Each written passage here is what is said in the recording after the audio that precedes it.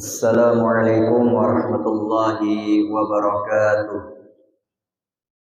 Bismillahirrahmanirrahim. Alhamdulillahilladzi arsala rasulahu bil huda wa dinil haqq liyudhhirahu 'alad dini kullih wa kafa billahi shahida. Asyhadu an la ilaha illallah wahdahu la syarikalah wa asyhadu anna sayyidana wa nabiyyana Muhammadan abduhu wa rasuluh sallallahu alaihi wasallam la nabiyya ba'dah. Allahumma salli wa sallim wa barik ala sayyidina Muhammad wa ala alihi wa ashabihi ajma'in. Subhanaka la ilma lana illa ma 'allamtana innaka antal alimul hakim. Wala haula wala quwwata illa billahil aliyyil azim. Rabbi syrah li sadri wa yassir li amri wahlul 'uqdatam min lisani yafqahu qawli wa tsabbit lisani wahdi qalbi bihaqqi sayyidina Muhammadin sallallahu alaihi wasallam. Ila hadratin nabiyil mustafa rasulillah sallallahu alaihi wasallam wa ila arwahi jami'il muslimin wal muslimat wal mu'minin wal mu'minat, khususan musannif hadzal kitab al-Fatihah. A'udzu billahi minasy syaithanir rajim. Bismillahirrahmanirrahim. Alhamdulillahi rabbil alamin. Arrahmanir rahim. Maliki yaumiddin. Iyyaka na'budu wa iyyaka nasta'in. Ihdinas siratal mustaqim. Siratal ladzina an'amta 'alaihim ghairil maghdubi 'alaihim waladdallin. Amin. Bismillahirrahmanirrahim. Alhamdulillahirabbil alamin. Puji syukur kehadirat Allah Subhanahu wa taala. Alhamdulillah. Pada subuh hari ini kita masih diberikan kesehatan, kenikmatan iman, nikmat Islam, mana kedua nikmat itu merupakan nikmat yang paling berharga di dalam kehidupan kita. Alhamdulillah, Allah Subhanahu wa taala masih memberikan kita kesehatan dan kesempatan untuk dapat berhadir masjid yang dicintai oleh Allah Subhanahu wa taala ini. Mudah-mudahan segala amal yang pernah kita lakukan semasa kita hidup di dunia ini diterima di sisi Allah Subhanahu wa taala, menjadi sebab terampunnya segala dosa kita dan menjadi sebab terkabulnya akan segala hajat kita fid dunya wal akhirah. Amin. Allahumma amin. Salawat dan salam kita haturkan kepada junjungan kita baginda Nabi Muhammad sallallahu alaihi wasallam. Allahumma salli wa sallim wa barik ala sayyidina Muhammad wa ala alihi wa ashabihi ajma'in. Senantiasa kita niatkan i'tikaf di dalam ini masjid, seraya meniatkan di dalam hati, melafazkan di lisan, nawaitu an a'takifa fi hadzal masjidi sunnatan lillahi ta'ala. Sahaja aku niat i'tikaf di dalam ini masjid, sunnah karena Allah Ta'ala. Bapak Ibu ma'asyal hadirin wal hadirat, jamaah salat fardu subuh rahimakumullah, Pak Kapolres Inhil yang kami hormati dan kami muliakan. Melanjutkan daripada kajian tafsir Jalalain kita, memasuki daripada ayat ke-87 di dalam surah Al-Baqarah. A'udzu billahi minasyaitonir rajim. Walaqad atayna Musal kitaba wa qaffayna min ba'dihi birrusul. Wa atayna Isa ibn Maryam al-bayyinati wa ayyadnahu bi ruhil qudus. Afakullama ja'akum rasulun bima la tahwa anfusukum istakbartum fafariqan kadzdzabtum wa fariqan taqtulun. Wa qalu qulubuna ghulf bal la'anahumullahu bi kufrihim faqalilan ma yu'minun. Sadaqallahul azim. Masyaallah hadirin wal hadirat rahimakumullah. Allah Subhanahu wa taala berfirman di dalam surah Al-Baqarah ayat yang ke-87. Walaqad ataina Musal kitaba ayat Taurah. Dan sungguh telah kami datangkan kepadamu wahai Musa alaihissalam akan kitab suci Taurat. Jadi kita ketahui Bapak Ibu rahimakumullah bahwasanya di antara kitab suci yang Allah turunkan ke bumi ini, di dalam kitab Majalisus Saniyah disebutkan ada 104 buah. Terdiri daripada 100 suhuf atau lembaran-lembaran, dan 4-nya berupa kitab suci yang besar. Di antaranya suhuf-suhuf yang Allah turunkan, lembaran-lembaran itu ialah suhuf Nabi Ibrahim alaihissalam, beberapa suhuf daripada Nabi Musa alaihissalam, dan juga suhuf daripada Nabi Idris alaihissalam. Dan juga 4 kitab suci. Yang pertama ialah kitab suci At-Taurat, yaitu diturunkan kepada Nabi Musa alaihissalam. Kitab Zabur Allah turunkan kepada Nabi Daud alaihissalam. Kitab Injil Allah turunkan kepada Nabi Isa alaihissalam. Dan kitab suci Al-Quran yang Allah turunkan kepada baginda Nabi Muhammad sallallahu alaihi wasallam. Jadi ini mengisahkan ayat ini tentang kejadian pada Nabi Musa alaihissalam yang Allah kembali mengingatkan kepada kaum Yahudi yang ketika itu berada di Madinah. Di antaranya ada 3 kelompok yang besar suku daripada Yahudi Madinah di ketika itu, yaitu Bani Quraizah, Bani Nazir, dan Bani Qainuqa. Di antara suku-suku yang terdapat di Madinah pada zaman Rasulullah sallallahu alaihi wasallam. Maka Allah Subhanahu wa taala kembali mengingatkan tentang kejadian yang pernah terjadi pada masa Nabi Musa alaihissalam, ketika dahulu nenek moyangnya daripada Bani Israel ini di zaman Nabi Musa alaihissalam. Walaqad ataina Musal kitaba at-Taurah. Dan sungguh kami datangkan kepadamu Nabi Musa alaihissalam akan kitab Taurat. Wa qaffayna min ba'dihi birrusul. Dan kami susulkan setelahnya dengan rasul-rasul. Jadi setelah Nabi Musa alaihissalam, Bapak Ibu sekalian, itu ada nabi-nabi dan rasul-rasul yang Allah turunkan kepada Bani Israel. Di antaranya ialah Nabi Harun alaihissalam, Nabi Yahya, Nabi Isa, Nabi Ilyas, Nabi Ilyasa, dan beberapa nabi-nabi yang lain.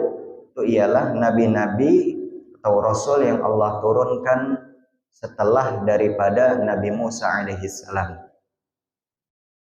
Bapak Ibu masyaallah hadirin wal hadirat rahimakumullah. Di dalam kitab sejarah disebutkan, di dalam kitab Sirah An-Nabawiyah, bahwasanya jumlah daripada nabi dan rasul itu bukan terbatas hanya 25 saja. Jadi yang mungkin selama ini yang kita 25 nabi dan rasul itu ialah 25 nabi dan rasul yang wajib kita ketahui, dan diantaranya disebutkan di dalam Al-Quran. Mulai dari Nabi Adam, Idris, Nuh, sampai Nabi Muhammad sallallahu alaihi wasallam, itu adalah 25 nabi dan rasul yang wajib kita ketahui. Dan selain daripada itu, banyak di antara nabi dan rasul yang Allah turunkan. Bahkan disebutkan di dalam kitab sirah tersebut, jumlah daripada nabi itu sampai 1000 lebih. Ada 1000 lebih nabi yang Allah utus di muka bumi ini.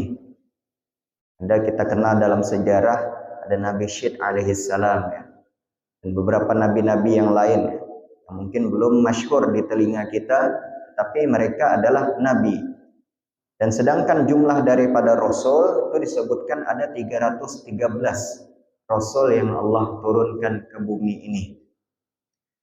Jadi apa perbedaan di antara nabi dan rasul? Ulama menyebutkan nabi adalah utusan Allah Subhanahu wa taala yang menyampaikan daripada risalah menyampaikan daripada ketauhidan, tetapi hanya sebatas daripada sekelompok tertentu, sebatas daripada golongan tertentu saja. Seumpama Nabi si A di Allah turunkan untuk kawasan Jazirah Arab saja. Ada Nabi yang Allah turunkan hanya untuk sebatas daripada golongan tertentu saja. Sedangkan Rasul itu Allah turunkan ke bumi ini, maka Rasul tersebut bukan hanya menyampaikan daripada sekelompok tertentu, tetapi untuk sekalian alam, untuk keseluruhan. Jadi cakupan daripada Rasul itu lebih luas daripada seorang Nabi. Dan seorang Rasul itu pasti seorang Nabi, tetapi tidak seorang Nabi pasti seorang Rasul. Sedangkan 25 Nabi dan Rasul itu merupakan mencakup daripada Rasul Allah ya. Jadi Nabi Adam, Nabi Idris itu merupakan Rasul sekalian Nabi.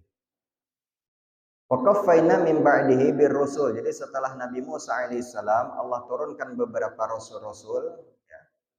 Saking banyaknya Nabi dan Rasul yang Allah turunkan setelah Nabi Musa alaihissalam tersebut, itu rata-rata keseluruhannya mereka ingkar. Mereka membangkang akan perintah daripada Nabi mereka. Ai atba'uhum rasulan fi asari rasulin. Di dalam tafsirnya disebutkan, kami kuatkan mereka itu Rasul fi asari rasuli, setelah datangnya Rasul.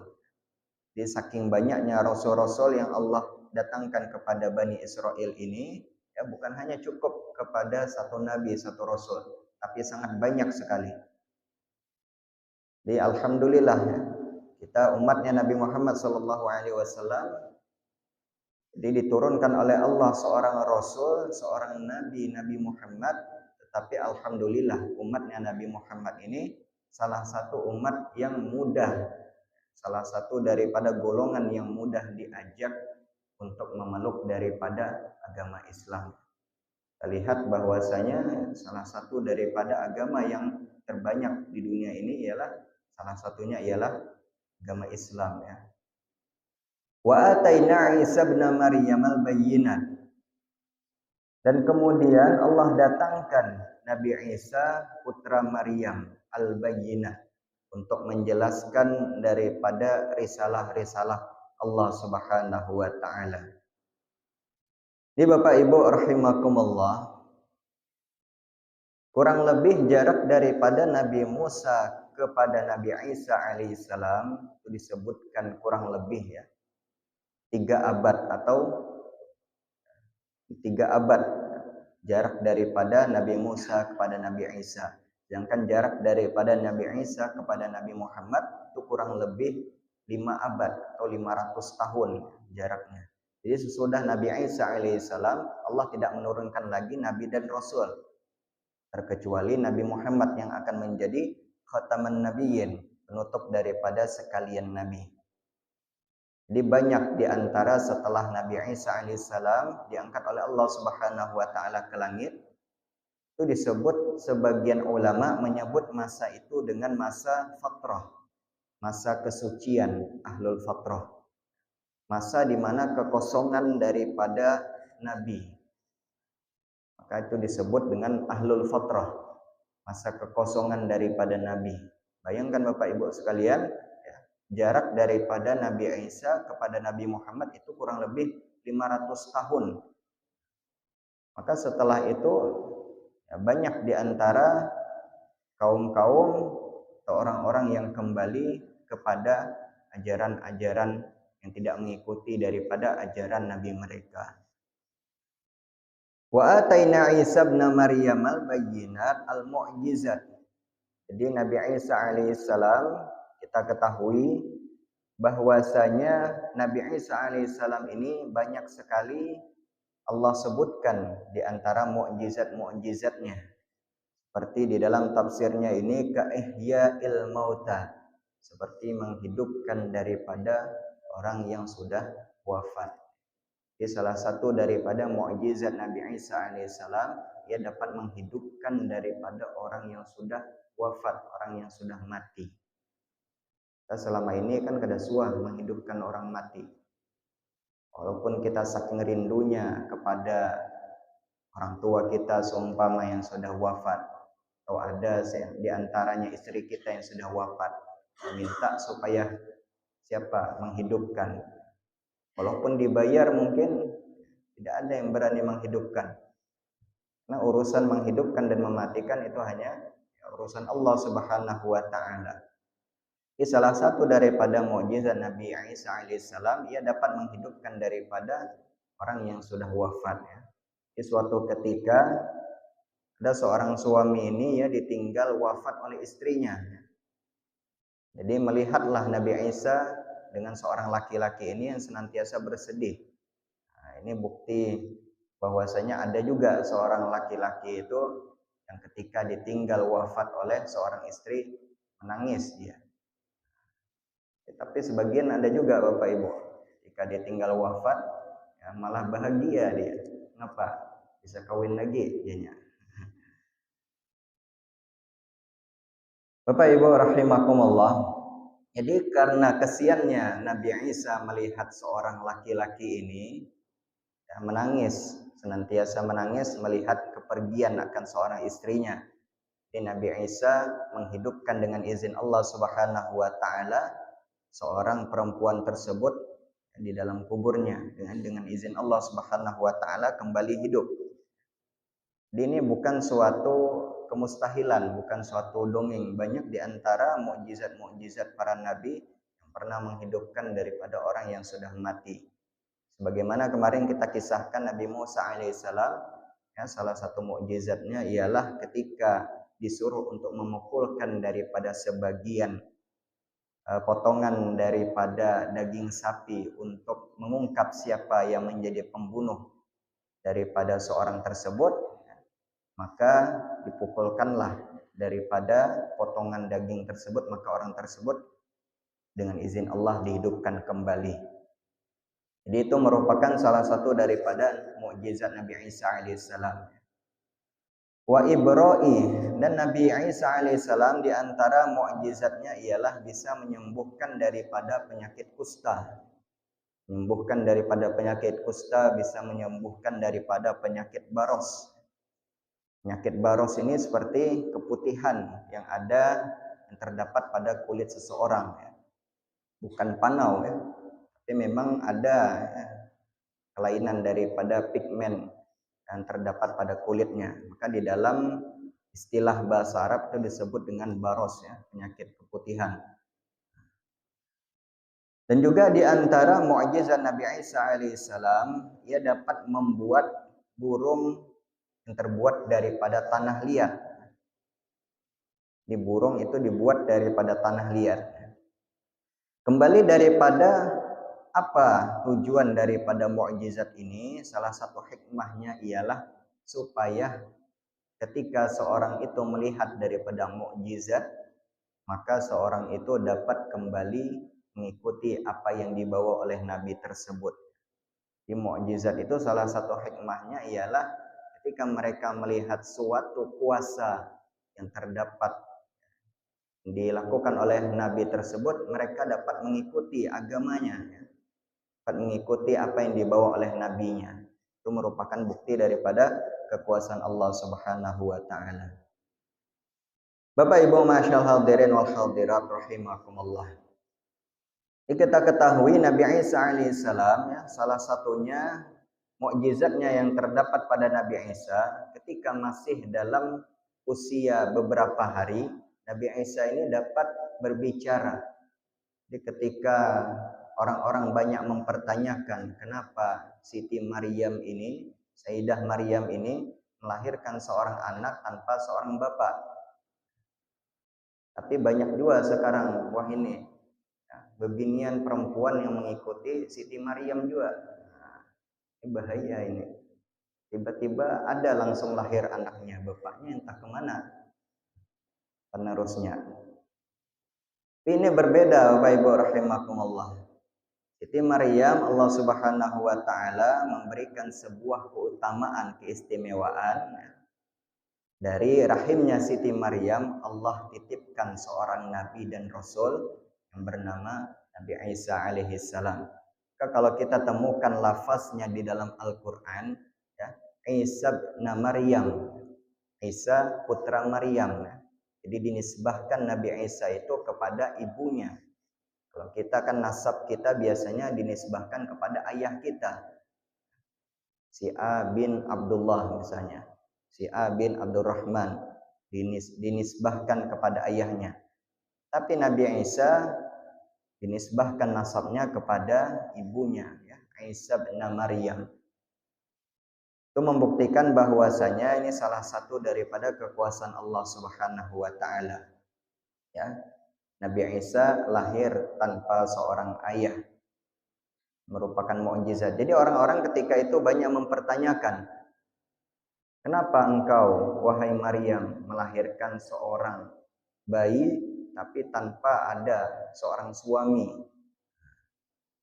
Maka ketika itu karena Siti Maryam dihadapkan dalam kondisi berbagai macam fitnah yang didatangkan, maka Allah mengizinkan Nabi Isa alaihissalam untuk berbicara di salah satu di antara bayi yang dapat berbicara ketika masih dalam usia balita, ya, dalam usia masih beberapa hari, itu ialah salah satunya Nabi Isa.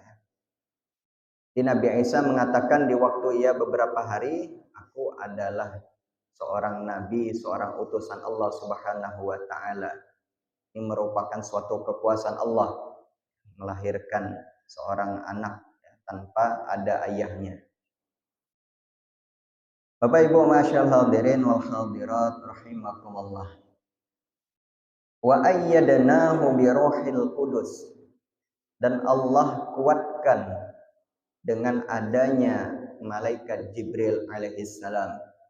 Salah satu daripada nama lain dari malaikat Jibril itu disebut dengan Ruhul Qudus, artinya roh yang suci. Ini banyak nama-nama daripada malaikat Jibril itu. Dan kita ketahui bahwasanya salah satu di antara tugas yang Allah berikan kepada malaikat Jibril alaihissalam, malaikat Jibril ini ialah seorang nabi yang membawa daripada wahyu Allah Subhanahu wa taala. Membawa wahyu kepada Nabi Isa ialah malaikat Jibril, ya. Membawa wahyu kepada Nabi Musa alaihissalam ialah malaikat Jibril. Dan juga yang membawakan wahyu Al-Qur'an kepada Nabi Muhammad sallallahu alaihi wasallam adalah malaikat Jibril. Dan malaikat Jibril ini ialah Sayyidul Malaikah, pemimpin daripada malaikat. Maka Allah abadikan namanya dengan sebuah istilah Biruhil Qudus, dengan roh yang suci, ya, Biruhil Qudus. Afakullama ja'akum rasulun bima la tahwa anfusukum istakbartum. Jadi Allah Subhanahu wa taala menyatakan, kenapa ketika didatangkan Rasul kepada kalian, bima la tahwa anfusukum istakbartum, dengan barang yang tiada mengikuti kalian kepada Rasul tersebut. Jadi sedangkan sekalian banyaknya Nabi dan Rasul yang Allah datangkan sesudah Nabi Musa alaihissalam tersebut, ya, bukannya dengan banyaknya Rasul tersebut mereka malah beriman kepada Allah, bukannya mereka malah mengikuti Nabi dan Rasul tersebut, akan tetapi malah sebaliknya. Mereka malah mengingkarinya, mereka malah mendustakannya. Ini banyak sekali Bapak Ibu, ya, Rasul-Rasul yang Allah titipkan, yang Allah utus kepada Bani Israel ini. Dan saking daripada sifatnya tadi membangkangnya, maka Allah abadikan anfusukum istakbartum. Mereka takabur, mereka menyombongkan diri dengan adanya Rasul tersebut. Fafariqan kadzabtum, sebagian Rasul tersebut mereka dustakan. Jadi salah satu juga daripada Rasul yang Nabi yang Allah utus kepada Bani Israel ini itu terdapat di dalam surah Yasin. Surah Yasin yang kita baca, kalau kita baca terjemahannya, itu ada mengisahkan tentang dua orang Nabi yang Allah datangkan kepada Bani Israel ini. Dan kedua-duanya pun juga mereka dustakan tentang nabi ini. Jadi fafariqan kadzdzabtum wa fariqan taqtulun. Sebagian daripada rasul tersebut mereka dustakan dan sebagiannya mereka bunuh. Auzubillah min zalik ya. Setingkat daripada nabi dan rasul, saking kejamnya daripada Bani Israel ini, mereka berani membunuh daripada rasul. Di antara riwayat Israiliyat yang kami temukan di dalam tafsir Ibnu Katsir, ini bukan sumber yang berasal daripada Al-Quran dan hadis ya, tetapi ini merupakan riwayat Israiliyat, kisah-kisah daripada Bani Israel dahulu. Bahwasanya di antara nabi yang pernah dibunuh oleh sekelompok daripada Bani Israel ini ialah Nabi Yahya alaihissalam. Nabi Yahya ini adalah anak daripada Nabi Zakaria. Di dalam surah Maryam itu ada disebutkan, inna nubasyyiruka bi ghulamin ismuhu Yahya. Allah menggembirakan kepada Nabi Zakaria dengan lahirnya seorang anak yang bernama Yahya. Jadi Nabi Zakaria ini, Bapak Ibu sekalian, itu Allah berikan keturunan di waktu atau di usia ketika Nabi Zakaria ini tidak lagi muda. Bahkan dalam satu riwayat itu disebutkan Nabi Zakaria itu berumur 80 tahun baru diberikan Allah keturunan. Jadi kita jangan bersedih ya. Mana tahu seumpama ada di antara kita yang belum Allah beri keturunan ya. Penting kita banyak-banyak saja berdoa. Nabi setingkat Nabi saja ada yang Allah lambatkan keturunannya. Nabi Zakaria di umur 80 baru Allah beri keturunan. Seorang Nabi yang bernama Yahya. Bapak Ibu rahimakumullah, Nabi Yahya ini adalah seorang Nabi yang sangat soleh. Seorang Nabi yang ketika itu masih muda ya. Maka suatu ketika raja yang memimpin ketika itu menyalahi sebuah aturan yang ada di dalam kitab Taurat. Apa aturannya? Tidak boleh menikahi daripada anak tiri. Di salah satu aturan yang terdapat di dalam kitab Taurat ketika itu, tidak boleh seorang ayah menikahi akan anak tirinya. Maka seorang raja ini malah melakukannya. Dia malah menikahi daripada anak tirinya. Karena masyarakat ketika itu takut dengan apa yang dilakukan oleh raja ini, maka masyarakat ketika itu mengikuti, terkecuali Nabi Yahya alaihissalam.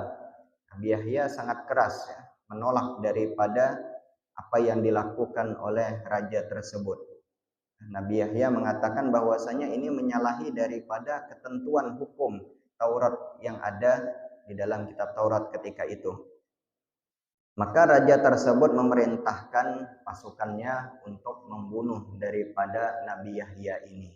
Sedangkan Nabi Yahya ketika itu sedang berada di tempat peribadahannya, maka dibunuhlah ketika itu Nabi Yahya alaihissalam. Dia seorang nabi dibunuh oleh kaum daripada Bani Israel. Dan juga Nabi Zakaria disebutkan dalam riwayat Israiliyat itu juga dibunuh oleh kaum Bani Israel ini. Dia melihat daripada anaknya Nabi Yahya alaihissalam itu dibunuh, maka Nabi Zakaria pun melarikan diri sampai melarikan diri ke hutan. Maka dengan mukjizatnya Allah Subhanahu wa taala, pohon itu membukakan dirinya. Pohon membukakan dirinya untuk melindungi daripada Nabi Zakaria ini. Silahkan kata pohon masuk ke dalam diriku bersembunyi. Lantas ketika itu Nabi Zakaria memasuki daripada pohon tersebut, maka sal yang dibawa oleh Nabi Zakaria itu tertinggal sedikit ujungnya. Di sal yang dibawa oleh Nabi Zakaria itu terjepit daripada pohon tersebut ketika pohon tadi menutupi daripada Nabi Zakaria. Maka terlihatlah ujung daripada sal tersebut oleh Bani Israel ketika itu. Maka apa yang dilakukan oleh Bani Israel? Maka Bani Israel tersebut menggergaji, membelah dua pohon itu. sehingga mengeluarkan darahlah pohon itu. Tidak lain, di dalam pohon tersebut ada seorang nabi, yaitu Nabi Zakaria alaihissalam. Jadi mereka banyak sekali di antara sebab-sebab keingkaran mereka, sebab-sebab daripada kebangkangan daripada Bani Israel ini, selain daripada mereka tidak mentaati perintah Allah di dalam Taurat, selain daripada mereka menyombongkan diri, mendustakan daripada para rasul, mereka juga berani membunuh daripada para nabi. Na'udzubillah min dzalik. Masyaallah hadirin wal hadirat rahimakumullah. Sedikit kita lanjutkan ke ayat 88. Wa qalu qulubuna ghulf. Maka mereka mengatakan ketika nabinya mengajak kepada surga, mengajak kepada ketaatan, mereka mengatakan qulubuna ghulf. Hati kami telah ditutupi. Jadi seolah-olah mereka mengatakan kami ini sudah pandai, kami ini sudah berilmu. Maksudnya hati kami telah ditutupi, seolah-olah kami ini sudah berilmu, kami ini seolah-olah sudah pandai. Bal la'anahumullahu bikufrihim. Jadi Allah Subhanahu wa taala melaknat akan mereka itu disebabkan karena kekufuran mereka. Faqalilam ma yu'minun. Maka sedikit di antara mereka yang beriman kepada Allah Subhanahu wa taala. Bapak Ibu masyaallah hadirin wal hadirat rahimakumullah.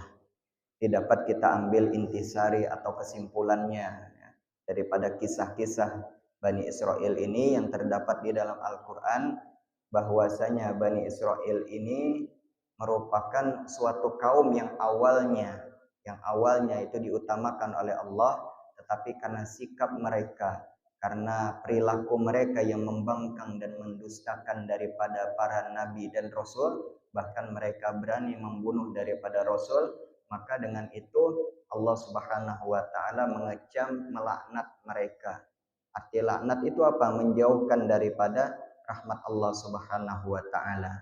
Ini dapat menjadi ya intisari atau menjadi pelajaran bagi kita di masa yang akan datang, bahwasanya ketika Allah dan Rasul memerintahkan suatu perintah di dalam Al-Quran ataupun di dalam hadis, maka hendaknya kita mentaatinya. Pun kalaupun tidak kita bisa mentaatinya secara langsung, jangan kita sampai membangkang. Umpama misalnya diperintah di dalam Al-Quran, aqimus sholat, kerjakan sholat. Maka kalau seumpama kita terlewatkan mengerjakannya, minimal jangan ada perasaan di dalam hati kita untuk meremehkan daripada sholat tersebut. Nah, misalnya ini apalah sholatnya, apalah kerjakan, namun kada kerjakan itu sama saja ya. Nah, itu namanya meremehkan daripada perintah Allah. Maka inilah yang dilakukan oleh Bani Israel, mereka meremehkan apa yang ada di dalam kitab Taurat. Mudah-mudahan apa yang disampaikan pada subuh hari ini ada hikmah pelajaran dapat kita ambil dan dapat kita amalkan dalam kehidupan kita sehari-hari. Amin. Allahumma amin. Lebih kurang kami minta maaf, minta ridha, minta halal. Usikum wa nafsi wa iyaya bittaqullah. Wassalamualaikum warahmatullahi wabarakatuh. Amin amin bismillahirrahmanirrahim. Alhamdulillahirabbil alamin. Allahumma shalli ala sayyidina Muhammad wa ala alihi wa sahbihi ajma'in. Rabbi zidna ilma silana fi arzaqina waj'alna mahbuban fi qulubi ibadika wa azizan fi uyunihim waj'alna wajihan fid dunya wal akhirah wa minal muqarrabin ya katsiran nawali hasanal fi'ali qaiman bila zawal ya mubdi'an bila misal falakal hamdu wal minnat wasyarfu ala kulli hal. Wassallallahu ala sayyidina Muhammad wa ala alihi wa sahbihi wa sallam. Alhamdulillahi rabbil alamin.